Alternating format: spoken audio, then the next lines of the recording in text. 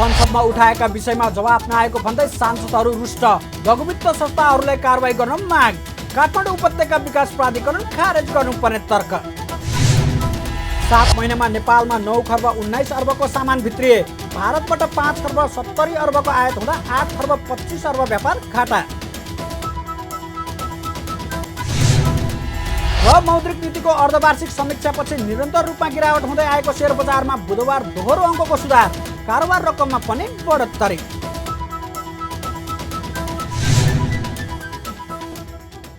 नमस्कार, कारोबार समाचारमा स्वागत छ।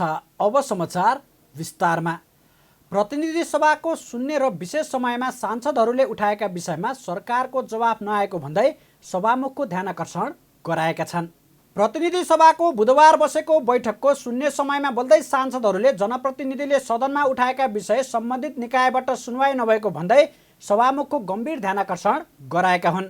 सत्तारूढ नेकपा माओवादी केन्द्रकी सांसद कल्पनमिया कुसारी अघिल्लो बैठकको शून्य समयमा आफूले राखेको प्रश्नको जवाफ नआएको भन्दै प्रश्नको जवाफ कहिलेसम्म र कसको मार्फत पाउने भनी सभामुख समक्ष प्रश्न गर्नुभयो। सम्माननीय सभामुख महोदय, अघिल्लोचोटि शून्य समयमा मैले मेरो केही प्रश्न राखेको थिएँ सदन मार्फत सरकारलाई। त्यसको जवाफ त आएन नि। यो जवाफ कहिलेसम्म र कसको मार्फत हामीले पाउने होला? यस्तै सत्तारूढ प्रमुख घटक नेकपा एमालेका सांसद रघुजी पन्तले विदेशीहरूले नेपालमा गरेको भेटघाटबारे नियमन गर्न सरकारसँग माग गर्नुभयो। नेपालको राष्ट्रपति निर्वाचन अघि भारतीय विदेश सचिव विनय मोहन क्वात्राले गरेको उच्चस्तरीय राजनीतिक भेटवार्ताप्रति आपत्ति जनाउँदै उहाँले कहिले पराधीन नभएको मुलुकको लागि लाजमर्दो विषय भएको टिप्पणी समेत गर्नुभयो। राष्ट्रपतिको चुनाव अगाडि यहाँ भारतीय विदेश सचिव आउँछन् र उनी प्रधानमन्त्री, परराष्ट्र मन्त्री, परराष्ट्र सचिव भेटघाट गर्न आएको परराष्ट्र सचिवलाई निम्ता दिन आएको एउटा प्रधानमन्त्रीलाई भ्रमणको त्यति त पुग्थ्यो नि। पूर्व प्रधानमन्त्री, राष्ट्रपति सबैलाई हामी भेटाउँछौँ। म परराष्ट्र मन्त्रालयलाई आग्रह गर्न चाहन्छु, यो राष्ट्रिय सम्मानको कुरा हो। हाम्रो विदेश सचिव जाँदा के यही ढङ्गको ट्रिट भारतमा पाउँछ? पाउँदैन भने नेपालले यो दक्षिण एसियाको आजसम्म कसैको गुलामी नभोगेको, आजसम्म स्वतन्त्र रहेको, कहिले पनि पराधीन नभएको देश हो। यो देशको राष्ट्रपतिका नाम विदेशीको ट्विटमा हेर्नुपर्ने। यो देशको विदेश मन्त्री आउँदा उसको त्यो विदेश सचिव आएपछिका हाम्रा सारा अखबारको कटिङ हेरौँ, लाजमर्दो लाग्छ। सारा पूर्व प्रधानमन्त्रीलाई भेटेको छ, सारालाई भेटेको छ। यस्तो किन हुन्छ? त्यसैले म यो विदेशीहरूसँगको यो भेटघाटलाई नियमित गर्ने भनेर बारम्बार भनिन्थ्यो, तर कहिले पनि नियमित हुँदैन। यसलाई नियमित गरियोस् र परराष्ट्र मन्त्रालयले इमिडिएट यो एउटा विदेशी राजदूतहरू, विदेशी पदाधिकारीहरू आउँदा कसरी एउटा त्यसलाई नियमन गर्ने हो, यो देशको स्वाभिमानको लागि पनि यो नगरी नहुने भयो। म नेपाल सरकारको ध्यान एकदम तदारुकताका साथ यसतर्फ जाओस् भन्ने आग्रह गर्दै आफ्नो भनाइ टुङ्ग्याउँछु। नेपाली काङ्ग्रेसका महामन्त्री तथा सांसद गगन कुमार थापाले बदनियतले काम गर्ने लघुवित्त संस्थाहरूलाई कारबाही गर्न माग गर्नुभयो। उहाँले लघुवित्तका कारण मर्कामा परेकाहरूलाई बैंक तथा वित्तीय संस्थाहरूको सामाजिक उत्तरदायित्वको रकमबाट राहत दिन आवश्यक रहेको बताउँदै लघुवित्तका कारण कैयौँ गरिब जनतामाथि उठ्न नसक्ने गरी थला परेको टिप्पणी पनि गर्नुभयो। सम्माननीय सभामुख महोदय, अति न्यून आय भएका गरिबलाई गरिबीको आहालबाट निकाल्नका लागि काम होला भनेको कैयौँ लघुवित्त संस्थाको कारणले गर्दा गरिबहरू थला पर्न नसक्ने गरिकन थला पर्न बाध्य भएका छन्। अनुचित नाफा कमाउनको लागि जे पनि गर्ने लघुवित्त संस्था, तत्कालको गर्जो टार्नको लागि जहाँबाट जस्तो भए पनि ऋण लिने ग्राहकहरू, अनि अनुमति दिँदै गर्दाखेरि हात फैलाउने तर सुपरिवेक्षण गर्दै गर्दा मुठी कस्ने राष्ट्र ब्याङ्क, यही कारणले गर्दा लघुवित्तको यो सङ्कट देखिएको।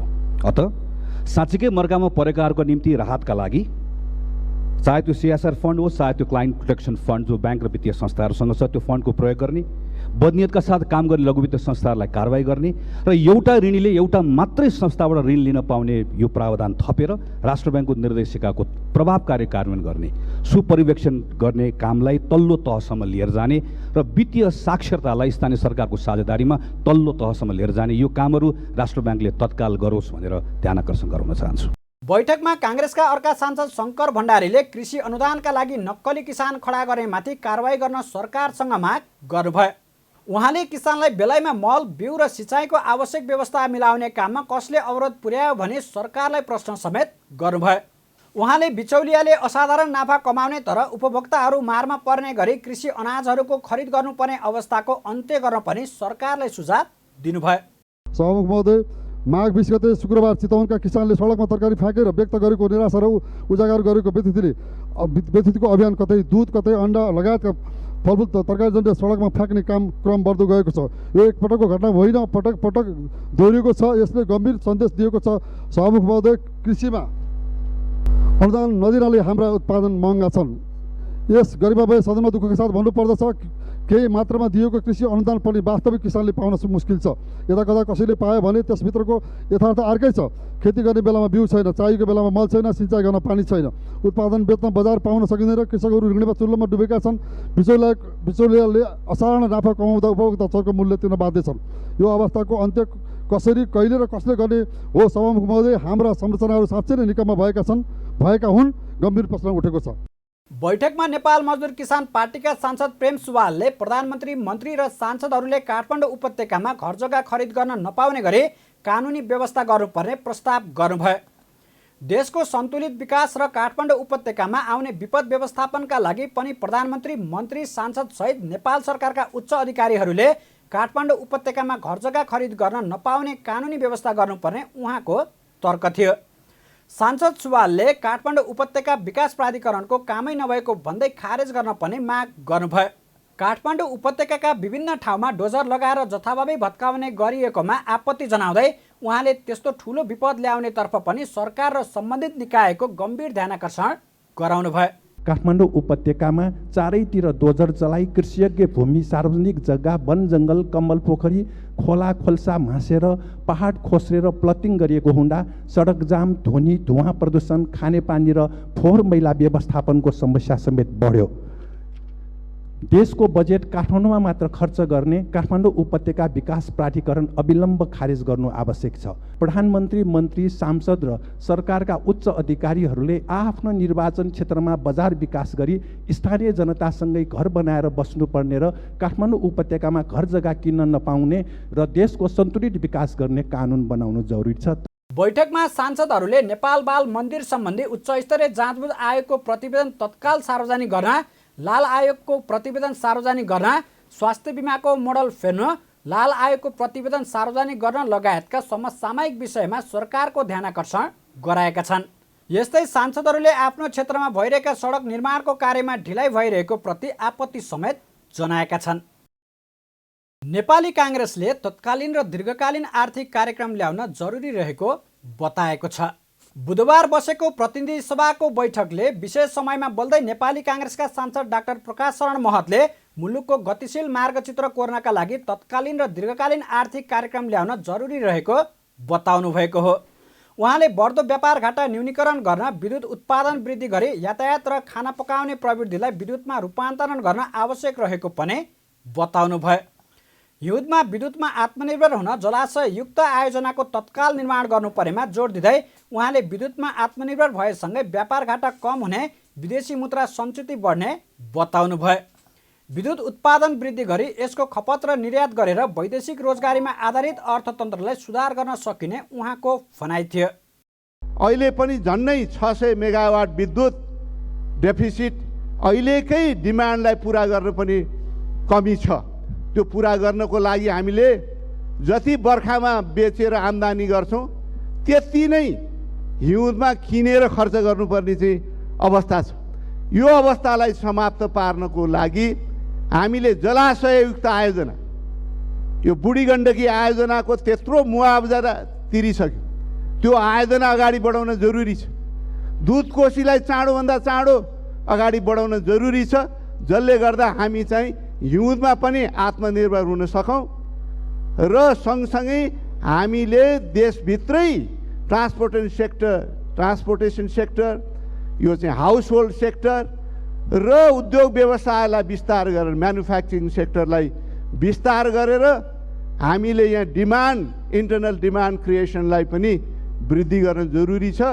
र त्यसरी हामीले यो ट्रेड जुन चाहिँ डेफिसिट छ, ट्रेड ग्याप छ, हाम्रो व्यापार घाटा छ, त्यो व्यापार घाटालाई पनि कम गर्न सक्दछौँ, विदेशी पुँजीको सञ्चित पनि गर्न सक्दछौँ र जुन हाम्रो फरेन इम्प्लोइमेन्टबाट विदेशमा काम गर्ने नेपाली युवाहरूमा हामी निर्भर छौँ। अहिले चाहिँ यो ट्रेड डेफिसिटलाई यो ब्यालेन्स अफ पेमेन्ट मार्फत हामीले चाहिँ त्यसलाई चाहिँ बराबरी गर्नको लागि जुन हाम्रो निर्भरता छ त्यसमा पनि कम गर्न सक्छौँ र देशैभित्र इम्प्लोइमेन्ट जेनेरेसन गर्न पनि सक्छौँ। बैठकमा नेकपा एमालेका सांसद लीलानाथ श्रेष्ठले राष्ट्रिय गौरवका आयोजनाको अवस्था अत्यन्तै नाजुक रहेको भन्दै ती आयोजनाको काम तोकिएकै समयमा सम्पन्न गर्न सरकारको ध्यानाकर्षण गराउनुभयो। उहाँले कार्ययोजना बनाएर विकास निर्माणको काम अघि बढाउन सरकारलाई सुझाव दिँदै गुणस्तरीय काम नगर्ने निर्माण व्यवसायीलाई कारवाही गर्न माग समेत गर्नुभयो। पुँजीगत खर्चलाई कसरी हामीले समयमा कार्ययोजना बनाएर विकास निर्माणका कामहरूलाई कसरी अगाडि बढाउन सकिन्छ र जुन प्रकारले पुल निर्माण भइरहेछ त्यो भासिने काम भयो। त्यसको लागि चाहिँ हामीले किन त्यसरी भयो छानबिन गरेर अनुगमनलाई चाहिँ हामीले अलि एउटा कडाइको साथ अगाडि बढाउनुपर्छ। त्यस्ता जुन ठेकेदारले राम्रोसँग काम गर्दैन त्यस्ता ठेकेदारलाई कडाभन्दा कडा कारवाही गर्नुपर्छ भन्ने म जोरदार माग गर्न चाहन्छु। यता राष्ट्रिय स्वतन्त्र पार्टीका सांसद डाक्टर तोसीमा कार्कीले स्वास्थ्य बिमा कार्यक्रम असफल हुने दिशामा अगाडि बढेको भन्दै बिमा कार्यक्रमलाई प्रभावकारी बनाउन सरकारको ध्यानाकर्षण गराउनुभयो। नेपाल सरकारले ल्याएको लोकप्रिय कार्यक्रम स्वास्थ्य बिमा 5 वर्ष नपुग्दै 50% जनता समक्ष पुग्न नपाउँदै बन्द हुने सङ्घारमा पुगेको छ। स्वास्थ्य बिमा बोर्डको अध्यक्षले हालसालै मात्र राजीनामा दिनुभएको छ र त्यसको मुख्य कारण हो अहिले स्वास्थ्य बिमाको मोडल। हामीलाई लोकतन्त्र र समाजवादी स्वास्थ्य बिमाको मोडल चाहिएको छ। त्यो मोडल व्यवस्था गर्नको लागि समतामूलक अवधारणामा अडिनुपर्छ। समतामूलक भन्नाले नसक्नेको सक्नेले तिर्ने हो, तर यहाँ हास्यास्पद रूपमा यस्तो ढङ्गले स्वास्थ्य बिमा लागू गरिएको छ कि अरबपति नेपाली र मजदुर गरिब नेपालीले पनि एकै स्वास्थ्य बिमा शुल्क तिर्नुपर्ने अवस्था सिर्जना भएको छ। त्यसर्थ म ध्यानाकर्षण गराउन चाहन्छु यो वैज्ञानिक ढङ्गले स्वास्थ्य बिमाको शुल्क तोकियोस् र वैज्ञानिक रूपले दाबी भुक्तानीको व्यवस्था मिलाइयोस्। सबैको लागि अनिवार्य स्वास्थ्य बिमा लागू हुन अपरिहार्य छ। बैठकमा राष्ट्रिय प्रजातन्त्र पार्टीका सांसद धवल शमशेर जबराले निर्माणाधीन बुटवल नारायणगढ सडक कहाली लाग्दो अवस्थामा रहेकाले तत्काल निर्माण सम्पन्न गर्न आग्रह गर्नुभयो। बैंकको ब्याज दर बढ्दा उद्योगी व्यवसायी मारमा परेको जनाउँदै उहाँले वित्तीय क्षेत्रमा सुधारको योजना ल्याउन सरकारको ध्यानाकर्षण गराउनुभयो। म हिजो छाडी अस्ति सभामुख महोदय पश्चिमबाट काठमाडौँ आउने क्रममा सुनेको थिएँ मैले बुटोलबाट नारायणघाटको बाटो बिग्रेको छ भनेर, तर आफै आउने क्रममा मैले देशको मुख्य राजमार्गको परिस्थिति हेर्दाखेरि काली लाग्दो स्थिति देखेँ। बुटोलबाट नारायणघाट सामान्य समय 1 घन्टा सवा घन्टामा पुग्ने ठाउँमा 5 घन्टा लाग्यो सभामुख महोदय। विकास हुने क्रममा 4 लेनबाट 6 लेनको बाटो बन्दैछ, राम्रो कुरा हो, तर त्यो बाटो कछुवाको तालमा बन्दैछ सभामुख महोदय। यही गति भयो भने अझ 4 वर्ष त्यो बाटो बन्न सक्दैन। त्यो 5 घन्टाको बाटो 10 घन्टा 15 घन्टा लाग्ने स्थिति हुने स्थिति छ सभामुख महोदय। सम्बन्धित नेपाल सरकारको मन्त्रालयले त्यसमा ध्यान दिएर विलम्ब नगरी तुरुन्तै ठेकेदारलाई कसेर त्यो बाटोलाई वर्षायामभन्दा पहिले केही राम्रो बनाउनु पर्ने आवश्यकता मैले देखेको छु। सभामुख महोदय, हाम्रो वित्तीय स्थितिमा हामी सबैले कराई कराई भनिरहेको छौँ, तर केही सुधार आएको छैन। हो, कालो सूचीलाई सार्वजनिक गर्न छाडे ब्याङ्कहरूले, तर ब्याङ्कको ब्याज 18% भइसक्यो सभामुख महोदय। अब नेपालमा कतिजना व्यापारी, कतिजना उद्योगपति र कतिजना सर्वसाधारण व्यक्तिहरूले आत्मदाह र आत्महत्या गर्नुपर्ने हो वित्तीय सुधार हुने भन्दा पहिले। यसको जवाब नेपाल सरकारले दिनु पर्यो र झट्टै गर्नु पर्यो। यो काली लाग्दो स्थितिलाई हामीले काबु गर्नुपर्ने स्थिति देखा परिरहेको छ। जनता समाजवादी पार्टी नेपालका सांसद सुशील श्रेष्ठले बढ्दो भ्रष्टाचार र व्यथिति नियन्त्रणमा सबै दल एकबद्ध हुनुपर्ने बताउनुभयो। कृषि उत्पादन वृद्धि गर्ने नाममा रासायनिक मलको जथाभावी प्रयोग बढिरहेको जनाउँदै उहाँले रासायनिक मलको प्रयोगलाई हतोत्साहित गर्नुपर्ने बताउनुभयो। बैठकमा सांसदहरूले नीतिगत भ्रष्टाचार नियन्त्रण, ऐन कानुन निर्माण र नीतिगत स्पष्टताका साथ सरकार अघि बढ्नुपर्ने सुझाव समेत दिएका छन्। उपप्रधान तथा अर्थमन्त्री विष्णुप्रसाद पौडेलले सरकार लघुवित्त वित्तीय संस्थाहरूको समस्या समाधान गर्न गम्भीर भएर लागेको बताउनु भएको छ। बुधबार प्रतिनिधि सभाको बैठक पश्चात संसद भवन अगाडि सञ्चारकर्मीहरूलाई प्रतिक्रिया दिँदै अर्थमन्त्री पौडेलले यस्तो बताउनु भएको हो। उहाँले सरकारले लघुवित्तमा देखिएका वर्तमान समस्या समाधानको लागि गम्भीर रूपमा सरकारवालाहरूसँग छलफल भइरहेको बताउनु भयो। उहाँले विभिन्न चरणमा बैठक बसेर केही महत्त्वपूर्ण निर्णयहरू समेत भइसकेको बताउनु भयो। अर्थमन्त्री पौडेलले लघुवित्तको क्षेत्रमा देखिएका समस्याले लघुवित्तका ऋणीहरू प्रभावित हुने अवस्थामा आएको भन्दै समस्या समाधानको लागि सम्बन्धित निकायहरूले काम थलानी गरेको बताउनु भयो। उहाँले चाँडै लघुवित्तका समस्या समाधान गर्न सरकारको गम्भीर ध्यानाकर्षण भएको उल्लेख गर्नुभयो।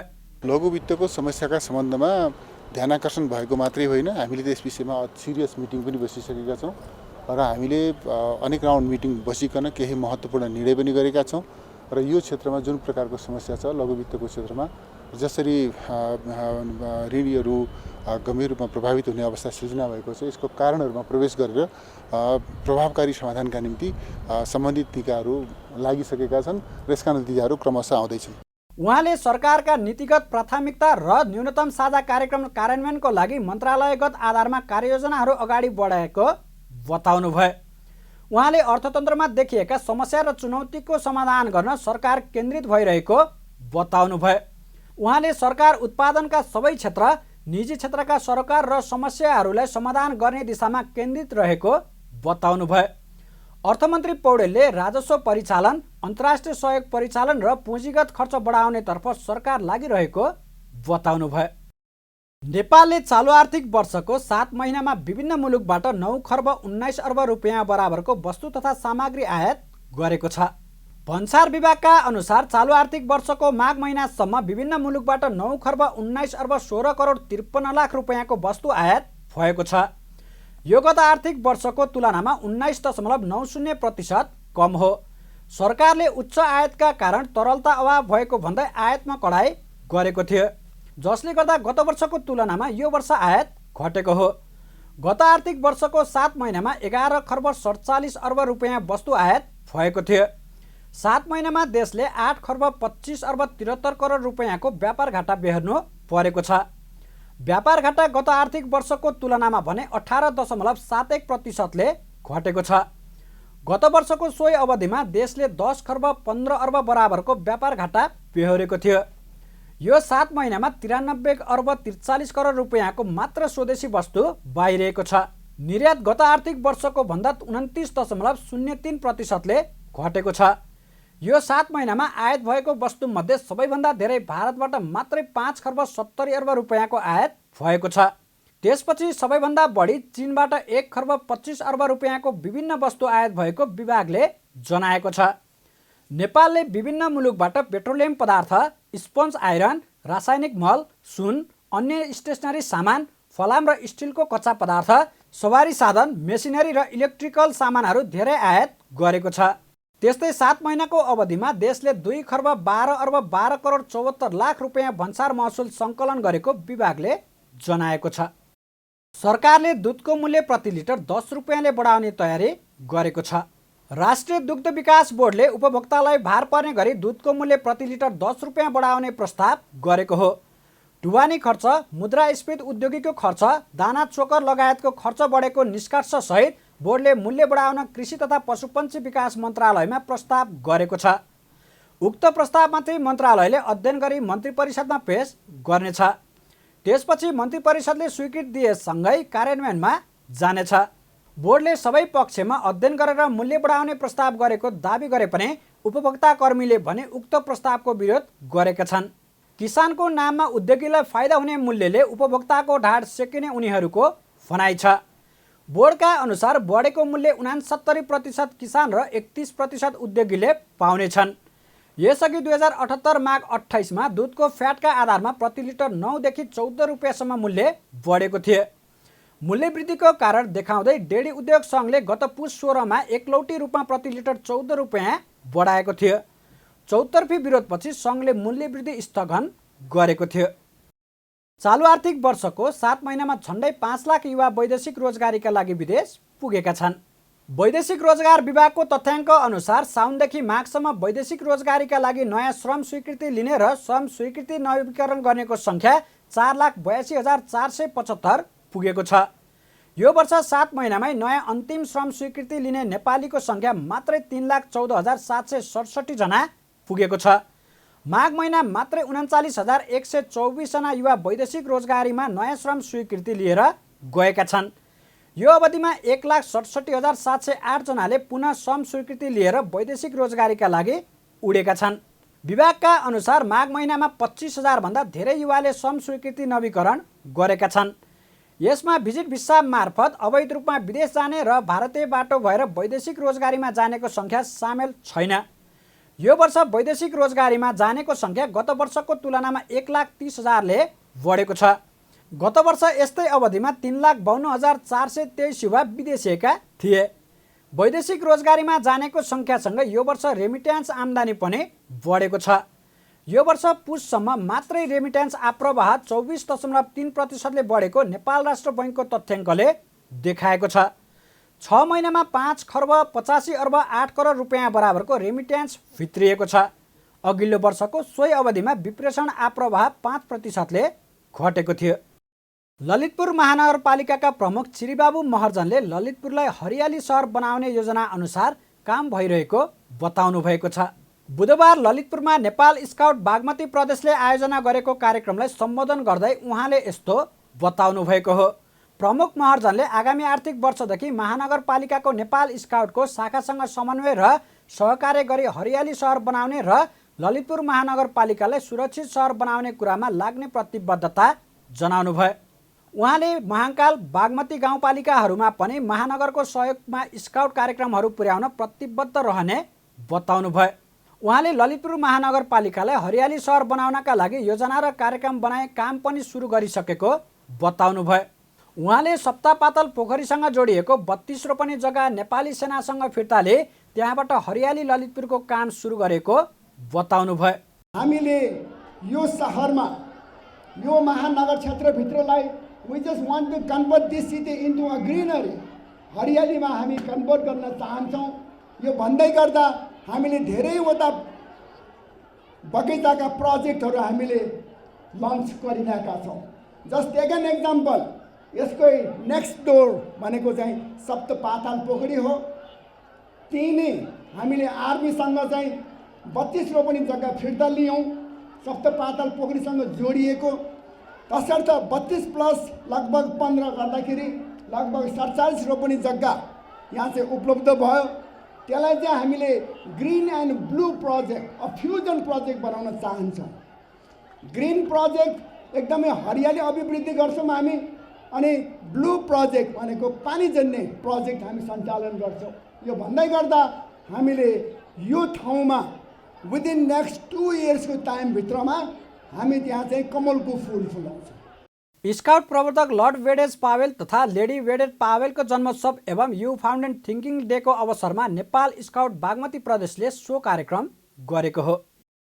मौद्रिक नीतिको अर्धवार्षिक समीक्षा पश्चात निरन्तर रूपमा गिरावट हुँदै आएको सेयर बजारमा दोहोरो अङ्कको सुधार देखिएको छ।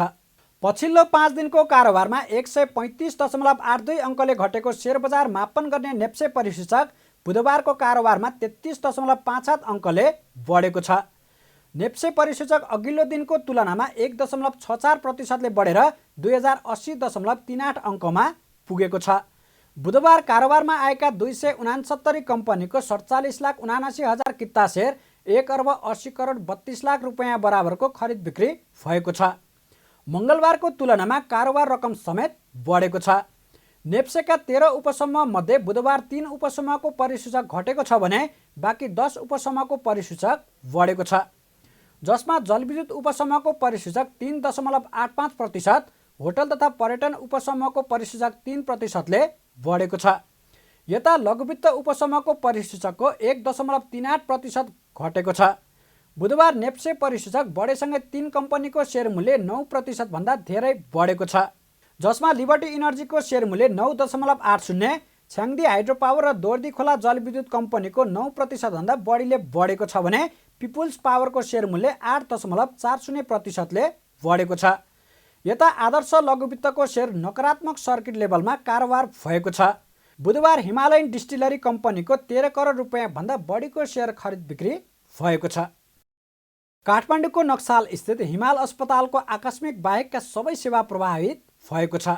बालिका प्रशंसा गौतमको न्यायका लागि भन्दै पीडित पक्षले बुधबार अस्पतालभित्रै चर्को नाराबाजी सहित धरना दिएपछि सो अस्पतालको आकस्मिक बाहेकका सबै सेवा प्रभावित भएको हो। मोरङका गङ्गा गौतमले आफ्नी 28 महिनाकी छोरी प्रशंसाको उपचारको क्रममा लापरवाहीको कारण ज्यान गएको भन्दै सो अस्पताल र त्यहाँ कार्यरत चिकित्सक डाक्टर जयदेव यादवसँग मङ्गलबार पत्रकार सम्मेलन गरी उचित क्षतिपूर्तिको माग गरेका थिए। आज पीडित पक्षले सो अस्पताल व्यवस्थापनसँग उचित क्षतिपूर्तिको माग गर्दै धरना दिइरहेका छन् भने चिकित्सक यादवमाथि आक्रोशित हुँदै छानबिन गरी कडा कारबाही गर्न पनि माग गरिरहेका छन्। मान्छे मार्न पाइँदैन, पाइँदैन, पाइँदैन। डाक्टरको लाइसेन्स खारेज गर, खारेज गर, खारेज गर, खारेज गर, खारेज गर, खारेज गर, खारेज गर। मान्छे मार्न पाइँदैन, पाइँदैन, पाइँदैन। मान्छे मार्न पाइँदैन, पाइँदैन, पाइँदैन। पीडित पक्षले अस्पताल व्यवस्थापनले तत्काल आफूहरूको माग सम्बोधन नगरे अस्पतालमा तोडफोड समेत गर्न बाध्य हुने चेतावनी समेत दिएका छन्। गत माघ 23 गते सामान्य रुगाखोकी र ज्वरो आएकी बालिका प्रशंसालाई उनका बुबा गङ्गा गौतमले उपचारका लागि सो अस्पताल पुर्याएका थिए। तर सो अस्पतालमा कार्यरत चिकित्सक यादवले कुनै परीक्षण नगराई औषधि दिएको र बिरामी शिथिल भएपछि कान्तिबाल अस्पतालमा रिफर गर्दा पनि सो लेटरमा चिकित्सकको हस्ताक्षर समेत नगरेर लापरवाही गरेकाले उनको ज्यान गएको पीडित पक्षको आरोप छ। कारोबार समाचारमा अब सुन चाँदी र विदेशी विनिमय दर सम्बन्धी जानकारी।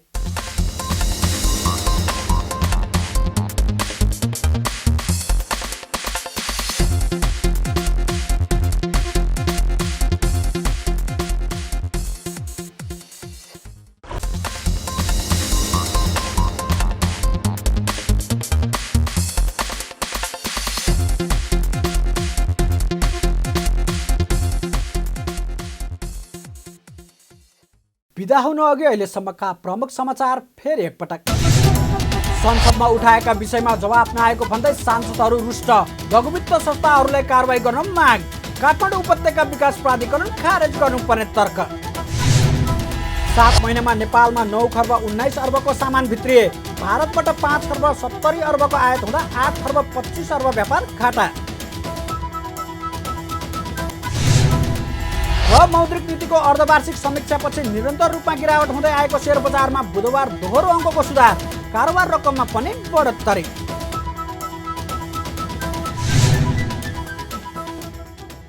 कारोबार समाचार सकियो। हामीलाई बिदा दिनुहोस्।